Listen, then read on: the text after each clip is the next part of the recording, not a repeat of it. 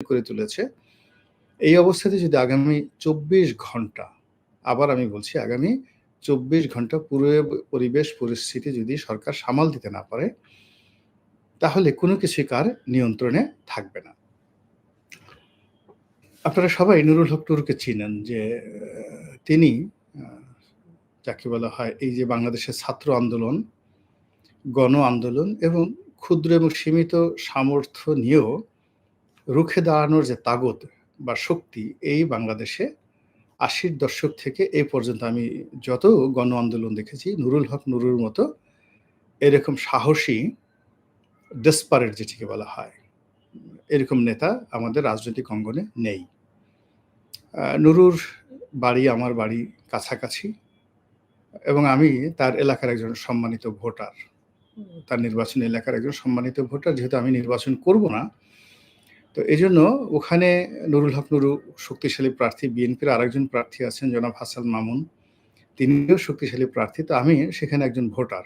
তো সেই ভোটার হিসেবে সঙ্গত কারণেই নুরুর যে অবস্থা, আজকের যে অবস্থা, সে অবস্থায় আমি শঙ্কিত এবং তার উপর যে আক্রমণ করা হয়েছে, আমি এর বিচার প্রার্থনা করছি, দাবি করছি এবং এটি সুন্দর শান্তিপূর্ণ সমাধান চাচ্ছি। কিন্তু বাস্তবতা হলো যে পরিস্থিতি এমন একটা জটিল আবর্ত, সেই জটিল আবর্তটি বুঝতে যদি হয়, হিসাব যদি আপনাকে করতে হয়, তাহলে সেক্ষেত্রে বর্তমান রাজনীতিতে নুরুর যে অবস্থান এবং নুরু কে, এই বিষয়গুলো আপনি মূল্যায়ন না করা পর্যন্ত আপনি পরিস্থিতি সামাল দিতে পারবেন না। তো এই বিষয়ে আমি যতটুকু জানি, আপনাদেরকে খুব সুন্দর করে আমি বলার চেষ্টা করব, যেন আপনারা বুঝতে পারেন। তার আগে দেখে আসি যে কারা আমাদের সঙ্গে আছেন।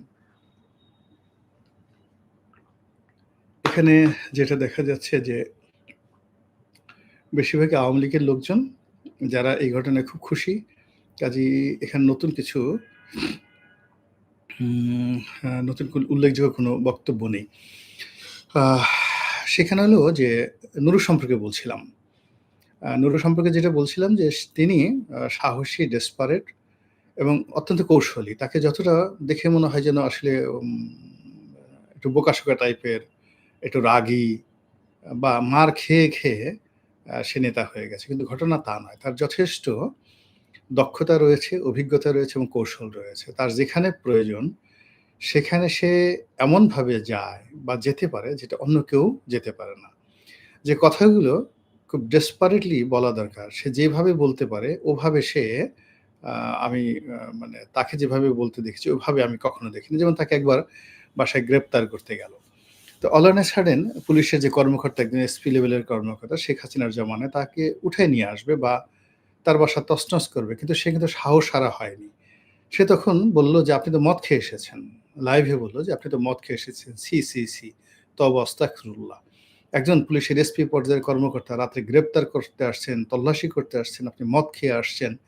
মানে এই যে বক্তব্যগুলো অন্যান্য আপনি মানে বিএনপি, আওয়ামী লীগের বড়, বড় নেতাদের দিকে চিন্তা করেন। বাসায় তল্লাশি করতে গেলে সবাই ১ম এ সেই দিক-বিদিক হারিয়ে, কাণ্ডজ্ঞান হারিয়ে উল্টাপাল্টা কথাবার্তা বলতে থাকে বা নিশ্চুপ থাকে। তো সেখানে নুরু রিভোল্ট করতে পেরেছে। তাকে অনেকবার মারা হয়েছে। ছাত্রলীগ প্রচণ্ড মার দিয়েছে এবং নির্বাচনী এলাকাতে শেখ হাসিনার জমানাতেও সে বেদম প্রহার খেয়েছে তার এলাকাতে, মানে বলার মতো না। এইবার যেভাবে মার খেয়েছে ওইভাবে স্থানীয় ছাত্রলীগের ছেলেরা তাও একটা ছোট্ট বাজার। ছোট্ট বাজারের সাধারণ ছেলেরা তারা নুরুকে এরকমভাবে বেদম প্রহার করেছে যেটা বলার মতো না। কিন্তু নুরুকে থামানো যায়নি।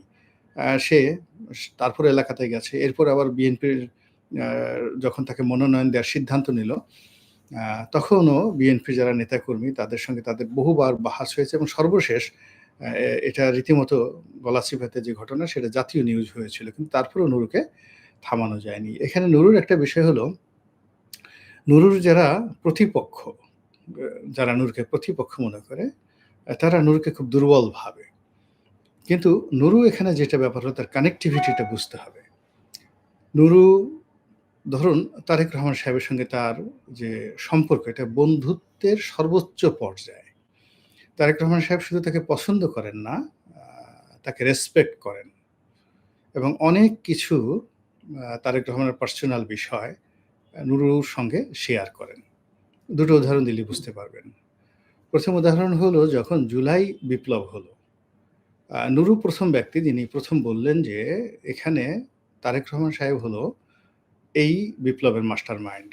বিএনপি হলো এই বিপ্লবের ধারক বাহক। এর কারণ হলো নুরু এবং তার মতো অন্য যারা আছেন, তার দলের যারা লোকজন আছেন তাদেরকে অর্থ দিয়ে, টাকা কড়ি দিয়ে তিনি নির্দ্বিধায় বললেন যে, "আমাকে তারেক রহমান সাহেব টাকা দিয়েছেন এই আন্দোলন করার জন্য।"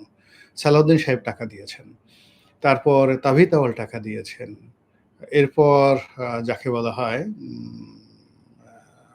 তাবিথ আউয়ালের পরে এরশাদ টাকা দিয়েছেন। এই টাকা দিয়ে তিনি জুলাই আগস্ট বিপ্লবকে সংগঠিত করেছেন এবং শেখ হাসিনার কাছে ঠিকই তথ্য ছিল।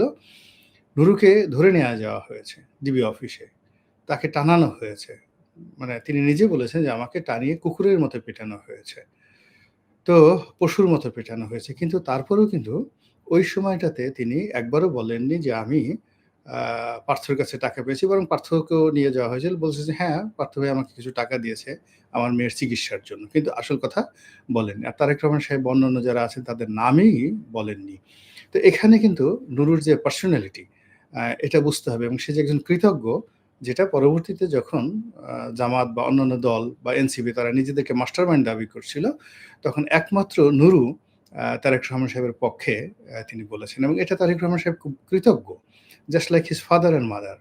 প্রচন্ড কৃতজ্ঞ এবং সেই কৃতজ্ঞ হওয়ার কারণে সারা বাংলাদেশে বিএনপির একজন নেতার নমিনেশন কনফার্ম না করে তিনি সবার আগে চিঠি দিয়ে নুরুল হক নুরুর নমিনেশন কনফার্ম করেছিলেন।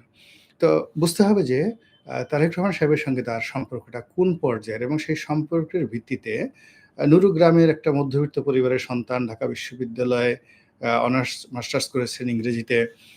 অর্থনৈতিক অবস্থা একেবারেই যাকে বলা হয় নিম্ন পর্যায়ের, নিম্নবিত্ত পর্যায়ের। তিনি স্বীকার করেন যে তিনি আসলে মানুষের সাহায্য সহযোগিতা নিয়ে রাজনীতি করেন। তার বাড়ি, গাড়ি, টাকা-পয়সা নিয়ে মানে ওরকম কখনো অহমিকা বোধ নেই। গ্রামে তার পরিবার সচ্ছল, খেয়ে পরে আছে। কিন্তু ঢাকা শহরে ৳৫,০০,০০০ খরচ করে মাসে রাজনীতি করার অবস্থা নেই, এটা তিনি স্বীকার করেন। তো এরকম একজন নেতাকে সম্মান জানানোর জন্য জনাব তারেক রহমান তার দলের সবচেয়ে অভিজাত, সবচেয়ে পাওয়ারফুল এবং সবচেয়ে বয়স্ক এবং সম্মানিত যে সকল নেতৃবৃন্দ রয়েছেন যেমন আমির খসরু মাহমুদ চৌধুরী, তারপরে আ আ জনাব টুকু, সালাউদ্দিন সাহেব, এরপর মির্জা ফখরুল সাহেব। উনারা সবাই on behalf of Tarique Rahman তার সঙ্গে যোগাযোগ করেন এবং অনেকে নুরুর অফিসে এসে নুরুর সঙ্গে বৈঠক করেন। তাহলে বিএনপির সাথে তার সমতা কোন পর্যায়ে বোঝার চেষ্টা করেন। অন্যদিকে জামাতের সঙ্গে তার যে সম্পর্ক ডাইরেক্ট জামাতের আমিরের সঙ্গে। আমিরের নিচে তার সঙ্গে এরকম কারো যোগাযোগ যদি থাকে সেটা খুব ওই পর্যায়ে। জামাতের আমির তাকে অত্যধিক মহব্বত করেন, ভালোবাসেন। আ এটা আমি জানি, প্রচন্ডভাবে জানি। এখন তাদের সঙ্গে কি সম্পর্ক আছে বা না আছে এটা আমি বলতে পারব না। এরপরে আ শেখ হাসিনার জামানাতে মানে যাদেরকে ডিপ স্টেটের যাকে বলা হয় রূপক বাহক বলা হতো। যেমন এই যে গণস্বাস্থ্যের জাফরুল্লাহ চৌধুরী কিংবা ধরুন ডক্টর মোহাম্মদ ইউনূস কিংবা ব্র্যাক এই সকল প্রতিষ্ঠান। তাদের সঙ্গে কিন্তু জনাব নুরুল হক নুরুর একটা একেবারে ব্যক্তিগত পর্যায়ের সম্পর্ক ছিল। আর শেখ হাসিনার সঙ্গে তার যে সম্পর্ক ওয়ান টু ওয়ান এটা আপনারা দেখেছেন ভিপি হওয়ার পর তিনি যেভাবে গিয়েছেন। একদিকে তিনি শেখ হাসিনার বিরুদ্ধে আন্দোলন করেছেন। কিন্তু ব্যক্তিগত সম্পর্কটা তিনি নষ্ট করেছেন কিনা আমি বলতে পারব না। আবার শেখ হাসিনাও তাকে জুলুম অত্যাচার করেছেন। কিন্তু একটা লিমিট। এইবার এই যে দেখুন আমি দেখলাম যে রাশেদ বলেছেন যে আ এইবার নুরুর প্রতি যে আক্রমণ করা হয়েছে, যে অমানসিক নির্যাতন করা হয়েছে বাহিনীর পক্ষ থেকে এটি শেখ হাসিনার জমানাতে হয়নি। অর্থাৎ শেখ হাসিনার সঙ্গে জমানাতে নুরুর সঙ্গে যে আচরণগুলো হয়েছে ওটা স্থানীয় পর্যায়ে। যেমন নুরু এলাকাতে গিয়েছে তারা তো নুরুকে বুঝতে পারেনি। তারা মনে করছে নুরু, নুরু। কাজেই ওখানকার ইউনিয়ন আওয়ামী লীগের বা যুবলীগের ছেলেরা তারা তার উপর গায়ে হাত তুলেছে। ঢাকা বিশ্ববিদ্যালয়ের ছেলেরা তার উপর হাত তুলেছে। কিন্তু পুলিশ, আ মিলিটারি এরা কিন্তু সবসময় নুরুকে তার অবস্থান অনুযায়ী সম্মান করেছে। নুরুর সঙ্গে সব গোয়েন্দা সংস্থারও একটা ভালো সম্পর্ক। বিদেশী কাদের সাথে জানি না। তবে আপনি চিন্তা করুন যে মোসাদের মতো আ একটি সংগঠন, সেই কি মিস্টার এফেন্দি রয়েছে, সেই এফেন্দির সঙ্গে তার সঙ্গে দুবাইতে দেখা হয়েছে। এবং এটা এখন ওপেন সিক্রেট। তিনি বলছেন হ্যাঁ, তার সঙ্গে দেখা হয়েছে এবং শেখ হাসিনার জামানাতে এফএনডির সঙ্গে দেখা হয়েছে কি হয়নি এরকম একটা খবরের ভিত্তিতে বিএনপির চট্টগ্রাম জোনের যে শীর্ষ নেতা এবং শীর্ষ ব্যবসায়ী আসলাম, তাকে সারাটা জীবন জেলে কাটাতে হয়েছে। তো সেই নুরু আ বাপের বেটার মতো জাস্ট লাইক এ হিরো সেই মোসাদের সঙ্গে দুবাইতে বৈঠক করে বুক ফুলিয়ে তিনি বাংলাদেশে এসেছেন। এসে এয়ারপোর্টে যে বক্তব্য দিয়েছেন, যেভাবে প্রশ্নকারী যারা আছেন সাংবাদিক তাদেরকে ধমক দিয়েছেন, এটা আপনি না দেখলে বুঝতে পারবেন না যে হ্যাঁ, ঠিক আছে আমার সাথে তার কোনো বৈঠক হয়নি। ভালো কথা। কিন্তু হলে কি হতো বলেন? অসুবিধা কি? স্ট্রেইট অ্যান্ড ফরওয়ার্ড ওয়েতে। তো এখন মোসাদের টার্গেটে বা মোসাদের সাথে এরকম একটা সম্পর্ক, কাজেই মোসাদের সাথে সম্পর্ক হলে রয়ের সাথেও তার একটা সম্পর্ক থাকতে পারে। আর আমেরিকান এম্বাসি তাকে যেভাবে প্রোটেকশন দিয়েছে, পিটার ডি হাস থেকে শুরু করে অন্যান্য যারা আছেন একেবারে ১ম থেকে। নুরু যেদিন থেকে ছাত্র আন্দোলন করে, সেদিন থেকেই আমেরিকার সাথে তার একটা চমৎকার সুসম্পর্ক গড়ে উঠেছে। আমেরিকান এম্বাসি অ্যাম্বাসেডর তার বাসায় থেকে দাওয়াত করে নুরুকে বিভিন্ন সময় যে সম্মানিত করেছেন, তাদের অনুষ্ঠানে তাকে দাওয়াত করেছে। এমনকি এই যে পাকিস্তান এখন দেখেন, পাকিস্তান বাংলাদেশের রাজনীতিতে খুবই গুরুত্বপূর্ণ। কিন্তু গিয়ে দেখেন যে এই পাকিস্তানের যে উপপ্রধানমন্ত্রী এলেন আ ইসা হাকদার, তার আ আগমন উপলক্ষে যে একটা সুধী সমাবেশ হলো, সেখানে বাংলাদেশে খুব অল্প লোক দাওয়াত পেয়েছে। তার মধ্যে নুরু, রাশেদ উনারা কিন্তু ছিলেন। তা বোঝার চেষ্টা করুন যে তার যে গ্রহণযোগ্যতা, কানেক্টিভিটি একেবারে আ সর্বজন। এমনকি আমি মনে করি যে তার সাথে যদি জিএম কাদেরের ব্যক্তিগত সম্পর্ক থাকে, রুহুল আমিন হাওলাদার মানে তাদের যারা প্রতিপক্ষ তাদের সাথে ব্যক্তিগত সম্পর্ক থাকে, এই সম্পর্কটা নুরু মেইনটেইন করে। এটা অস্বাভাবিক নয়। কিন্তু এর মধ্যে এত যার সম্পর্ক, সেই সম্পর্কের ক্ষেত্রে নুরু হঠাৎ করে সেখানে গেলেন কেন? মানে যেখানে এনসিপি রাগ হবে জাতীয় পার্টির ব্যাপারে। সবচেয়ে বেশি বিক্ষুব্ধ হবে এনসিপি। তো সেখানে গণ অধিকার পরিষদ তাদের প্রতি রাগ হলো কেন? এটা একটা প্রশ্নের বিষয়। ২ নম্বর হলো যে গণ অধিকার পরিষদ হ্যাঁ, সেও জুলাই যোদ্ধা, রাগ হতে পারে।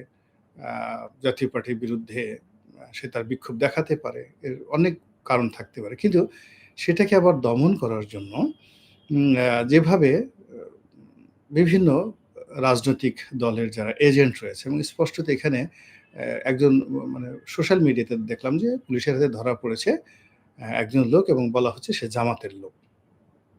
নুরুকে যারা পেটাচ্ছিল।